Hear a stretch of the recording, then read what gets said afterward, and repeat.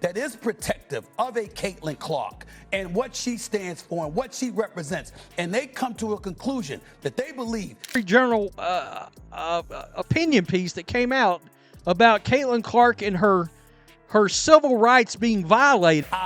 Of the administration, as you know, Molly, it ain't just sports that I'm doing. I'm doing a lot more than sports. I am not guessing on. And Stephen A. Smith talked about it on his podcast yesterday. I mean, he signal boosted this thing. Stephen A. Smith just said something that could shake the WNBA to its core. We're talking federal government, Department of Justice, and even the president getting involved over how Caitlin Clark is being treated on the court. Why?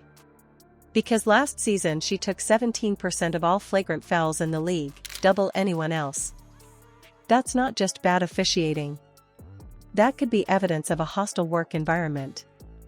And Stephen A. says it's time for the feds to step in. So what happens if they actually do? You're going to want to hear this. I happen to know a few people who have said this is something that do not be surprised that President Trump speaks on. The government wanting to at least take a look. And I'm going to tell you why. There's millions of dollars at stake here. Eventually. And if that man decides that this is something that can feed his base, that can ingratiate himself with that kind of audience. Before we move on, I'd like to ask you a small favor. If you appreciate this content, please take a second to like this video and subscribe to the channel. Over 98% of you watch the videos without subscribing. It costs you nothing, but it makes a huge difference to us.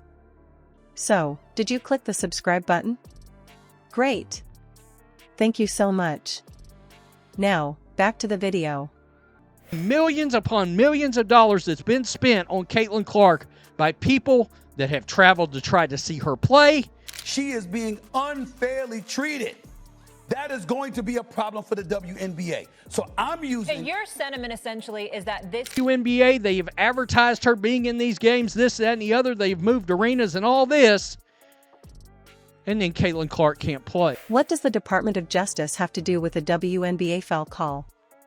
That's what everyone was asking when Stephen A. Smith turned a conversation about refs missing calls into a serious talk about rights, safety, and whether the league might be breaking the law. He wasn't just talking about bad officiating. He was talking about the way Caitlin Clark is being hit, shoved, and knocked to the floor over and over, without any real consequences for the players doing it. Think about this. Can make the argument that there's enough members. A senator has already looked into it. You have members of the administration who... She's not able to get on the court because she's had the crap kicked out of her. That's a problem. And goes to events and stuff like that. He pays attention to this kind of stuff, and this is the kind of stuff that can feed that base. So I'm saying to the WNBA... Clark took 17% of all flagrant fouls in the entire league last season. That's twice as many as the next player. You see plays where she's cutting to the basket, takes an elbow to the jaw, hits the ground, and the whistle doesn't blow. It happened against Las Vegas, where she drove into the lane, got shoulder-checked mid-air, and crashed down hard. The ref just let it go. Even in the broadcast, you could hear the booth wondering why nothing was called. It's not just fans noticing. Sophie Cunningham said outright that a player like Clark should be protected more. Rebecca Lobo pointed out that the league needs to set the tone or players will keep going after her. This isn't coming from a place of favoritism, it's people inside the game saying something's off. And he's suggesting the federal government could get involved here. Trump could get involved. Because I support the WNBA. I want them to succeed. I want all of these ladies to get their money. I want them to have their success. And it's going to get interesting because you got Jim Banks out there that talked about it last year after the very first incident. And here's the thing, Clark isn't just another rookie. Since she entered, team merch sales jumped hundreds of %, streaming subscriptions spiked, arenas sold out. Any smart business would protect the player driving all that revenue. But instead, the opposite seems to be happening. That's why Stephen A. was saying this isn't only an internal league problem. If this is about a workplace allowing unsafe conditions for one of its most valuable employees, that's when the feds can get involved. And now, politicians are starting to pay attention, which means this could move from a sports talk topic to a national conversation very fast. At the end of the day, man, to say that a senator is already looking into it, that is crazy. That's crazy. That is crazy, man. Honestly, The senator understands the kind of money that's at stake for his state. As long Caitlin Clark's got to be able to stay on the court. on his plate than worrying about what's going on in the WNBA. That's just my opinion. Now, I do feel like there is something to look into. What happens when Capitol Hill starts talking about a WNBA rookie? That's where this story is going now.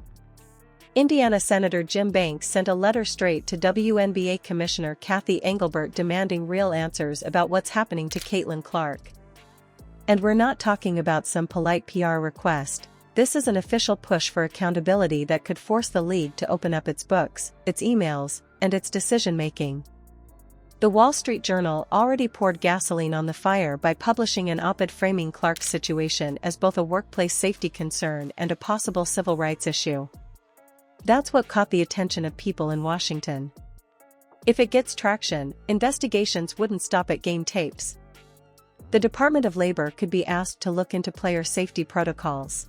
Year coming up into this year, I mean, it would be disingenuous to say that all the players are dealing with exactly what Caitlin Clark is dealing with. That at his discretion, at his disposal, if he finds this to be an issue that is political expedient to him, the DOJ's Civil Rights Division could go through internal communications to see if neglect toward Clark is intentional or discriminatory. And here's proof from history that these things can snowball fast. Back in the NFL's concussion crisis, congressional hearings pushed through player safety rule changes almost overnight. Suddenly helmets, tackling techniques, and medical clearances were all under strict new rules. The WNBA could be looking at something similar if this goes far enough. There's also real money on the line. If a federal probe finds the league ignored clear risks, it could lose special tax or sponsorship advantages, face renegotiations on its broadcast deals, and scare off advertisers who don't want their brand near controversy. you think you can definitively rule out what kind of noise could be made if the WNBA continues to allow this treatment of Caitlin Clark? That, like, fans are one thing, right? Everybody's dealing with trolls. Cool. I would say the next person who's dealing with the most trolls might be Angel Reese. Trump administration can settle with Columbia for $221 million over what's taking place on campus. Inside the league, there's already that strange disconnect, Clark crushing fan voting while some player rankings put her way lower. That gap feeds the talk about jealousy or internal politics. The Fever's front office isn't ignoring the hits either. They've brought in Sophie Cunningham, Lexi Hull, Aaliyah Boston, and Kelsey Mitchell, players who can bring some muscle and support on the floor. This isn't a rumor mill situation. The machinery for a federal investigation is starting to move. If the feds actually step in, will the WNBA protect its golden goose or roll the dice on losing every tee?